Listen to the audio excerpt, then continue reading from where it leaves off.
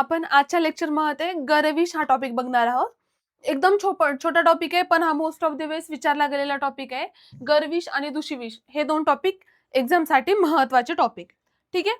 तर दुषिविष आणि गरविष यामध्ये एक असा डिफरन्स आहे ना, की दुषिविषामध्ये काय होतं, जे काही जांगम विष आहे, स्थावर विष आहे, ते शरीरामध्ये तसंच साचत जातं, पण त्याचं पाचनही होत नाही, शरीराच्या बाहेरही पडत नाही. त्याला दुषिविष म्हणतो. परंतु गरविष म्हणजे संयोगज विष. त्याच्या परिभाषेमध्येच आपण लिहिणार आहे. गरविषाला संयोगज विष म्हटलं जातं, जे की स्थावर आणि जांगम विषापेक्षाही एक वेगळा प्रकार आहे. ठीक आहे. जिथं गरविष येईल तिथं संयोगज हा शब्द आलाच पाहिजे.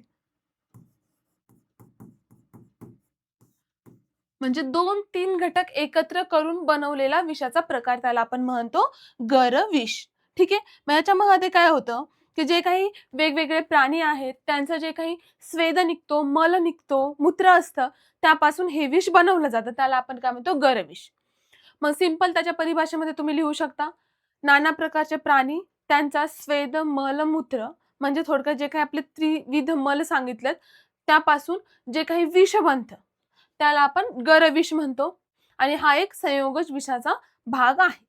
आणखीन एक महत्वाचा पाठ इथं लिहायचा, की तो शीघ्रपाकी असतो, म्हणजे शरीरामध्ये गेल्याबरोबर त्याचे ऍक्शन सुरू होतात. ओके. शीघ्रपाकी असतो, पचन होण्याच्या आधीच त्याचे जे काही प्रभाव आहे आणि ऍक्शन आहे ते शरीरात आपल्याला दिसून येतं. ठीक आहे. सेकंड पॉइंट, गरविषाचा प्रयोग. प्रयोग कशा प्रकारे केला जातो? आधीच्या काळामध्ये स्त्रिया त्यांच्या पतीला वशित करण्यासाठी त्यांचा जो काही रज आहे, मल आहे, तो आहाराद्वारे द्यायच्या. त्याचबरोबर विषकन्या, आपण सिरियल मध्ये वगैरे बघितलेलं असतं, की राजा महाराजांकडे जे काही त्यांचे दुश्मन आहेत ते विषकन्येला पाठवायचे. मग त्या विषकन्येने एकदा जरी दंश जरी केला तरी पण ते विष तितक्याच प्रभावाने शरीरामध्ये पसरतं आणि तात्काळ मृत्यू होतो रुग्णाचा. अशा प्रकारे विषाचा प्रयोग केला जातो. ठीक आहे. गरविषाचा 2 पॉइंट लिहिले तरी सफिशियंट आहे. पुढे लक्षणे. त्याच्यामध्ये विशिष्ट लक्षणे दिलेत, ती लक्षणे मात्र आपल्याला व्यवस्थित लक्षात ठेवायचीच. कारण की इथं स्वप्नांबद्दल काही सांगितलेले आहेत, आणि जे की स्वप्न खूप महत्वाचे आहेत. स्वप्नांबद्दल जे अरिष्ट इथं सांगितलेले आहेत ते. ओके. स्टार्टिंगला पचनशक्ती किंवा जे काही आपले जाठराग्नी त्याच्या रिलेटेड आपल्याला सांगितलंय. अग्निमांद्य, अरोचक, अविपाक. ठीक आहे. फर्स्ट मध्ये अग्निमांद्य, अरोचक,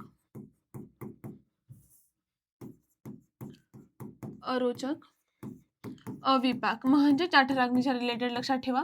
नंतर मग हिक्का, श्वास,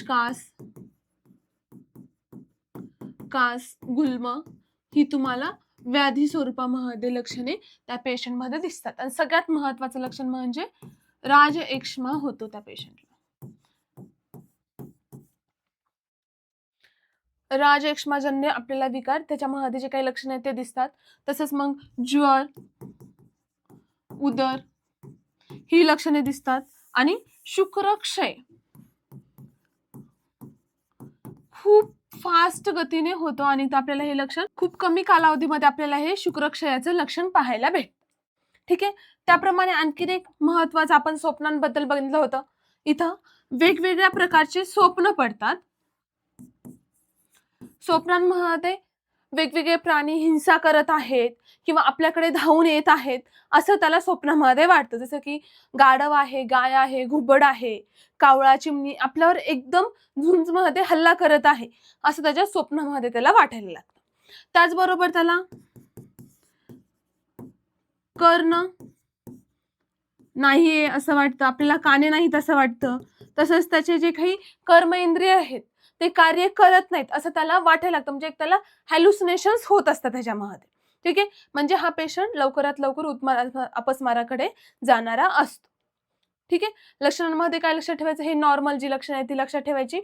स्वप्न, आणि त्याला भास कशाचे होतात, आपल्याला शरीर नाहीये, आपले शरीर अवयव कार्यशील नाहीयेत किंवा त्यांची कार्यहानी झालेली आहे, हे आपल्याला लक्षणांमध्ये त्याच्या जाणवतं. पेशंट सांगतं की माझ्या हात आहेत पण मी हाताने काम करू शकत नाही, कारण की मनामध्ये त्यांनी ते ठरवलेलं असतं. ठीक आहे. ही लक्षणे आपल्याला गरविषामध्ये दिसतात. आता त्याची चिकित्सा. गर्भविषयाची चिकित्सा एकदम सोपी आहे. त्याच्यामध्ये 2 भस्म जे की महत्वाचे आहेत. MCQ ला सुद्धा तुम्हाला विचारले जातात. ठीक आहे. याच्यामध्ये जेव्हा आपल्याकडे गर्भविषयाचा पेशंट येईल, तेव्हा आधी डायग्नोस व्यवस्थित करायचं की तो गर्भविषय दूषिविष आहे. पण डायग्नोसिस झालं तो गर्भविषयाचा पेशंट आहे. मग त्याला तांब्याचे चूर्ण, ठीक आहे, तांब्याचे चूर्ण प्लस मध याचं चाटण द्यायचं. ओके. चाटण दिल्यानंतर काय होणार, हृदयाची शुद्धी होणार. हृदय शुद्धी झाली. ओके. हृदय शुद्धी झाल्यानंतर त्याला स्वर्ण भस्म द्यायचं.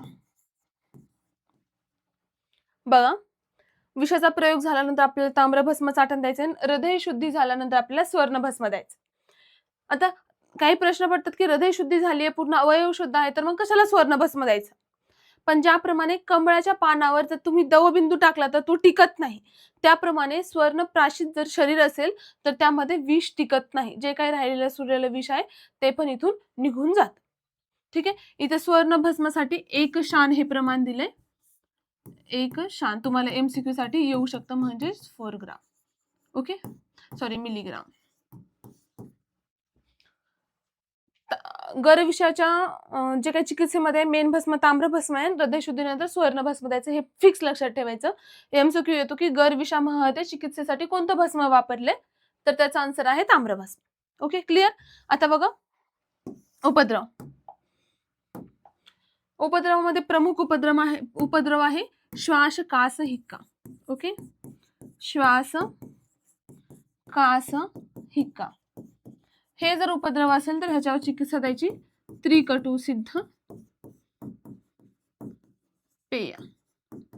सिंपल तुम्हाला माहिती आहे, त्रिकटू आपण कफावर वापरतो, तर मग त्रिकटू सिद्ध पेय त्याच्यामध्ये तुम्ही चिकित्सेला देऊ शकता.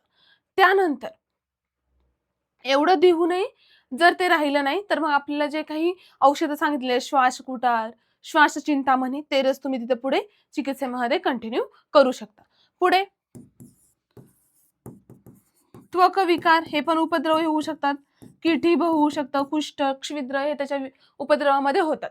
मग तेव्हा जे काही शीतल द्रव्य आहेत, चंदन, लोध्र, उशीर, ही जी काही द्रव्य सांगितले त्या द्रव्यांचा लेप त्वचेवर लावायचा आणि सगळे शीतल उपचार इथं करायचे. कारण की विष उष्ण तीक्ष्ण असतं, तर इथं मग आपण शीतल उपचार करायचे. आणि शुक्रक्षय हे त्याच्या लक्षणांमध्ये आहे, तर मग पुढे जाऊन काय होणार, ओजक्षय पण होऊ शकतो. मग त्यासाठी घृत आणि दुग्ध याचा मेजरली वापर आहार विहारामध्ये आणि औषधांमध्ये करायचा. क्लिअर सगळ्यांना.